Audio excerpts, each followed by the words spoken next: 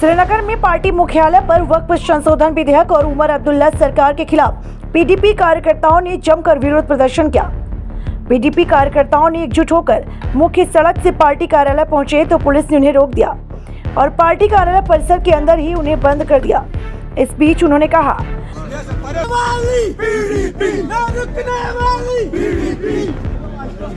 कि वक्फ संशोधन विधेयक पारित होने से देश भर के कई मुसलमानों की भावनाएं आहत हुई हैं और हम उमर अब्दुल्ला सरकार के रवैये से निराश हैं। देश में जहां वक्फ संशोधन बिल को जो है पास कर दिया गया है, वहीं उस पर राजनीति गरमाई हुई है। जम्मू कश्मीर में पहला जो राजनीतिक प्रदर्शन है वो पीडीपी के कार्यालय में हुआ, जहां पर पीडीपी के कई कार्यकर्ता जो है उन्होंने एक प्रोटेस्ट किया और इस वक्फ बिल को जो पास किया गया उसके खिलाफ प्रोटेस्ट किया और साथ ही साथ उमर अब्दुल्ला पर भी निशाना साधा कि उनकी सरकार आखिर इस बिल को लेकर चुप क्यों है। लेकिन यहाँ पर बताना चाहूँगा कि जो प्रवक्ता है नेशनल कॉन्फ्रेंस के और विधायक भी तनवीर सादिक है, उन्होंने कहा कि वो और उनकी पार्टी जो है नेशनल कॉन्फ्रेंस वो सुप्रीम कोर्ट का दरवाज़ा ज़रूर खटखटाएगी। लेकिन वही इसके चलते जो पीडीपी के कार्यकर्ता हैं उन्होंने प्रोटेस्ट किया, लेकिन उनको अपने पीडीपी के कार्यालय से बाहर नहीं जाने दिया क्योंकि वहाँ पर पुलिस पहले ही मौजूद थी। उन्होंने प्रोटेस्ट किया। क्या कुछ उन्होंने कहा इस बिल को लेकर और उमर अब्दुल्ला की सरकार को लेकर, आप इस रिपोर्ट में ज़रूर देखिए। कि ये इजाज़त मिले न मिले, ये हमारा फ़र्ज़ है कि हम इसके लिए उठें, एहतिजाज करें, ताकि supreme court, government of India, तमाम ऐवानों में ये आवाज़ जाए कि इस बिल से एक बहुत बड़ी पॉपुलेशन हिंदुस्तान की, न कि सिर्फ मुसलमान जो कि 24 करोड़ हैं, बल्कि इसके अलावा भी बहुत सारे लोग ऐसे हैं जो इस बिल से नाराज़ है। आपने पार्लियामेंट में देखा जहां 228 लोगों ने इस बिल की हिमायत की, वहां 232 लोगों ने इसकी मुखालफत की।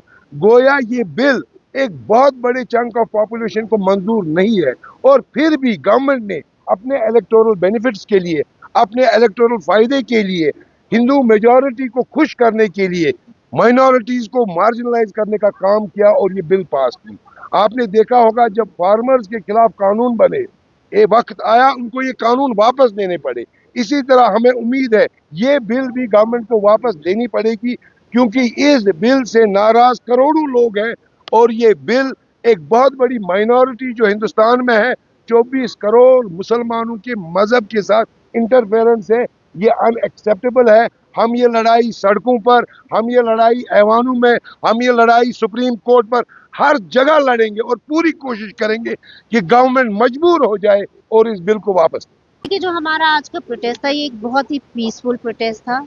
जम्मू कश्मीर की आवाम चाहती है जो वक्फ बिल पार्लियामेंट में टेबल की गई है, हम उसके खिलाफ आवाज़ उठाएं, क्योंकि वो हमारे दीन के अगेंस्ट है। हमारे ग्रेवयार्ड्स हो, हमारी दरगाह हो, हमारे मस्जिद हो, हमारी मुस्लिम वक्त के अंदर जो प्रॉपर्टीज आती हैं उनके अगेंस्ट।